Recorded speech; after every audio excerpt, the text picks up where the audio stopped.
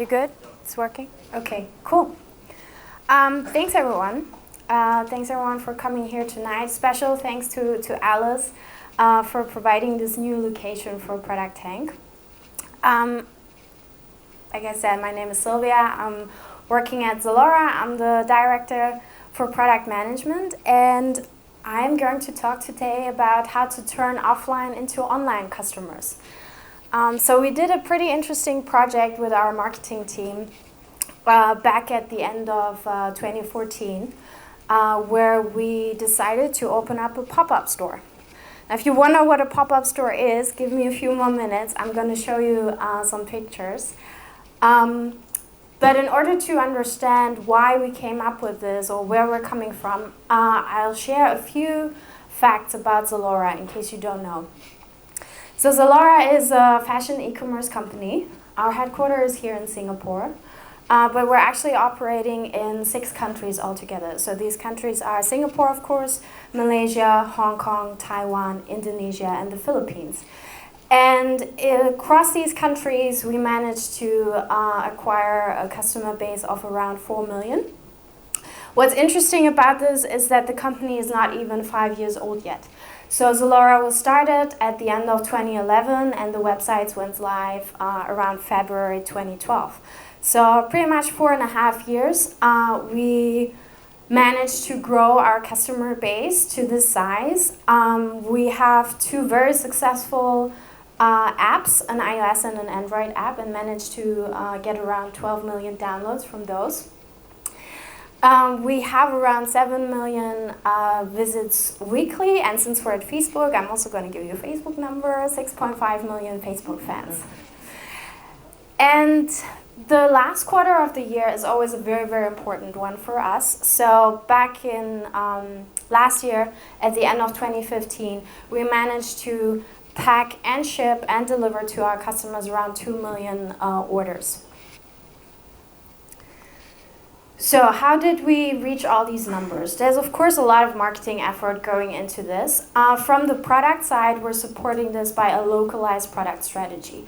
So when ZALORA started, there were already some competitors here, but all international ones. So they were reaching out to a customer base worldwide. Whereas when we started, we really wanted to reach the customers in the countries that I mentioned before and provide them a product that fits their needs and that delivers the service that they expect. So I'm going to touch upon a few points that we did. One is language, pretty basic, but to be honest, it was very important for us. When we launched a website in Hong Kong, we just wanted to start and go out with an English product, minimum viable product, that's it. Luckily, like a few months later, we decided, hey, let's also make the website available in Cantonese. You remember Willa? Yeah, because Willa was working on this back in 2013, I think, yeah. And we saw a very, very fast shift. So from like, so 70% of the people, and this is still the number today, are using the website in Cantonese. So a simple feature, nothing creative, but it really brought a lot of growth into this market. We launched Taiwan only last year, so this was the last country that ZALORA went into, and then we were already a little bit smarter. So we started straight away with Mandarin. And when we thought about entering Taiwan, again, we took the approach that there are a lot of local competitors there. It was a very crowded space. Still is, actually. And then there are all these international competitors. So our approach was, okay, let's go there. We offer the international brand assortment that we have, but with a fully localized product. So this starts with the language, and this goes on to the payment and delivery options. Delivery options, for example, something that's special about this market is that people are very used to getting their orders shipped to convenience stores, not to their home, but to a 7-Eleven or a Circle K. And they can pick them up there whenever they want. Can even do their returns from there. So these are some features that we developed for them. And if you look at our websites, in particular, the checkout is actually the same checkout for all these countries. So it's the same design, it's the same flow, but the features and the payment and delivery options is something that we invested heavily in, and that's very localized. Internet connectivity, I probably could do another presentation just about internet connectivity. If any one of you is reaching out to other markets, not just Singapore, you know exactly what I'm talking about. We have challenges in countries like Philippines and Indonesia where there's low bandwidth, spotty internet connection, and you need to take care of that when you design your product and when you work with your engineers. To not just make sure it works nice on a very smooth internet connection, but what happens and what's the experience like if it's spotty. One very practical example is our app. So we have a certain threshold. We do not allow our developers to go beyond a certain size because we just don't want our customers in the Philippines, for example, to wait for a couple of minutes until the app is downloaded. It's just not going to work. Okay, so despite this localized product approach, there are still a couple of challenges along the way. And what I listed down here is a lot of the questions or the hurdles that our customers are experiencing. Will the products fit me? Will they look good on me? It's a general problem in e-commerce, of course. Is the quality good? A lot of questions around, are your products authentic?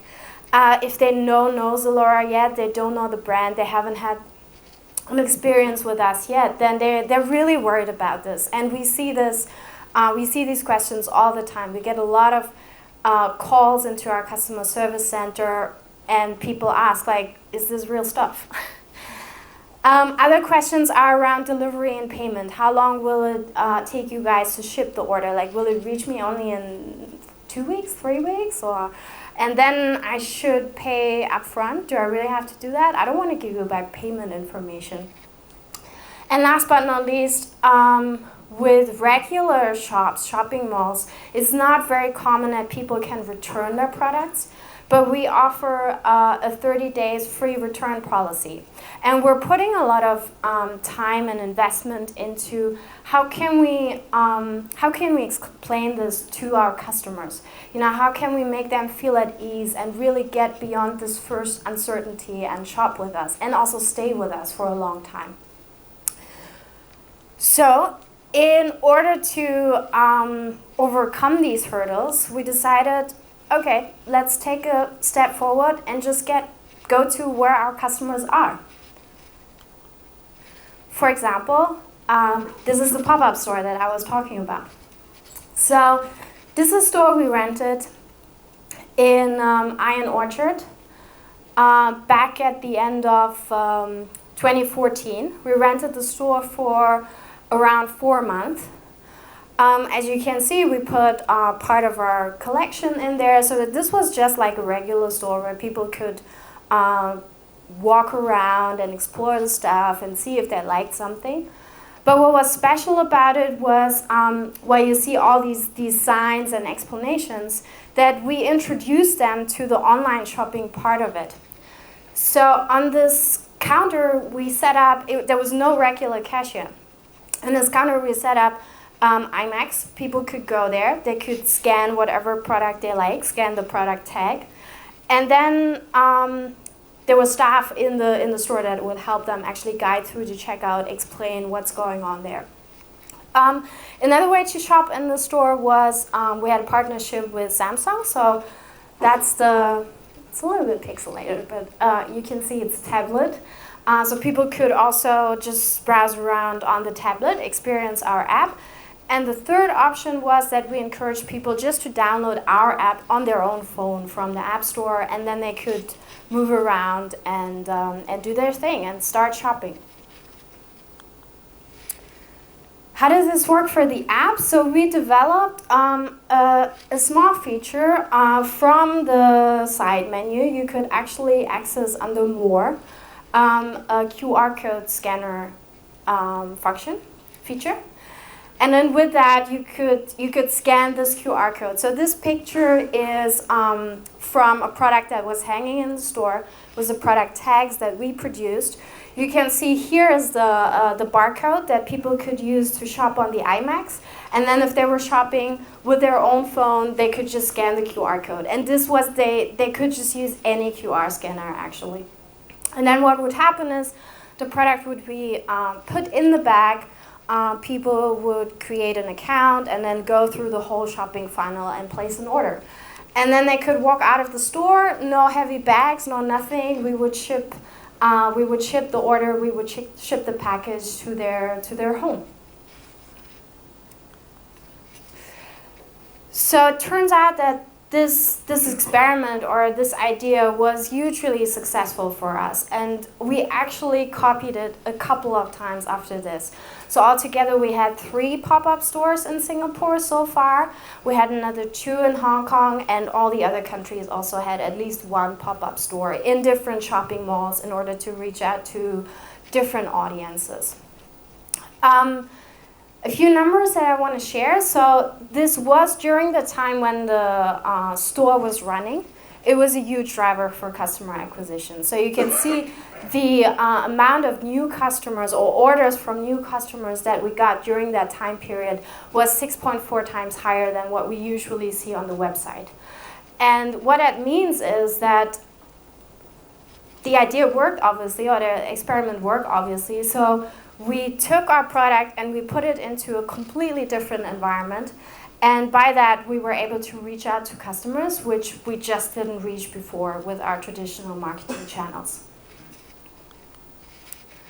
Another thing that was pretty big for us was the store wasn't just a store. So of course, there were a lot of marketing activities going on there. We invited bloggers, vloggers, we did a launch party. There was pretty much every single day there was something going on in the store. So that our marketing team was trying to make the best out of this short 4 month. And we estimated the PR value that we got from this time period afterwards, and it was 5.4 times higher than the total cost that we had to pay in operating the whole store. So this was, yeah, pretty nice return on investment. Okay, now onto the learnings. The marketing team brought us in specifically for the setup of the store, but also we wanted to track the success of the store, right? And as a product manager, you think a lot about tracking, and you're very familiar with their tracking tools. But how do you do that actually in such an offline setup? There are 2 things we did. When people went to those IMAX, there was a tracking parameter at the end of the URL. So when people were interacting on the iMac, when they placed an order, this would actually, this data would flow into our Google Analytics account, and we could see exactly which orders were coming from the store. The other thing that we did was in the QR code that you saw earlier, there was also tracking implemented there. So the QR code had, of course, very specific information about the product that the customer wanted to purchase, the size. And we would put it straight into their cart to make the checkout pretty fast. And also track then these orders coming from, even if they would come from personal phones, but we would flag it as, hey, this is, by the way, an order or a customer that was in our pop-up store and scanned one of those QR codes. So venturing out into this offline world, there were a couple of problems that we didn't anticipate.